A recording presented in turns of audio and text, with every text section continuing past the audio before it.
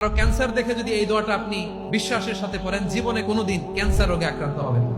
দুর্ঘটনা দেখে যদি পড়েন, ওই দুর্ঘটনা আপনাকে স্পর্শ করবে না। যে কোনো কারো বিপদ দেখে যদি কোনো বিশ্বাসী বান্দা এই দোয়া পড়ে, বিষ্ণু বলেন লাম ইউসিবহু যালিকাল বালা, ওই বিপদ তাকে আর ধরবে না। উফিয়া মিনহু মিন যালিকাল বালা কাইনাম মা কান, সে যতদিন হায়াত পাবে কোনোদিন ওই বিপদ তাকে স্পর্শ করবে না। অনেক সময় আমরা দেখি হাসপাতালে ক্যান্সারের 3rd স্টেজে চলে গেছে, লোকটা হ্যাংলা হয়ে চিকন হয়ে হায়রে কি কষ্ট পায় দেখি না। বিষ্ণু বলে একটা দোয়া যদি কেউ অন্যের কোনো বিপদ দেখে পড়ে, ওই বিপদ তার জীবনে কখনো আসবে না। অনেক সময় হয় যে আমরা মহাসড়ক দিয়ে যখন চড়ি, দুর্ঘটনায় আইরে আল্লাহ, দুর্ঘটনায় মানুষের মাথা একদিকে দেহ আরেকদিকে, এরকম হয় না? আল্লাহ তুমি হেফাজত করো। বিশ্বনবী বলেন এই দুর্ঘটনা দেখে কেউ যদি এই দোয়াটা পড়ে, তার জীবনে সে কোনোদিন এরকম অ্যাক্সিডেন্টের সম্মুখীন হবে না।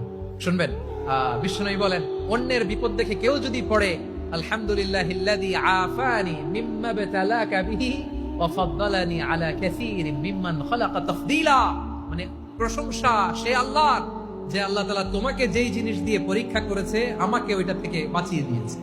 তোমাকে আল্লাহ যেই বিপদে ফেলেছে আমাকে ওই বিপদ থেকে তিনি মুক্ত রেখেছে, আর তার অনেক সৃষ্টির উপর আমাকে তিনি প্রাধান্য দিয়েছে। সুবহানাল্লাহ পড়েন।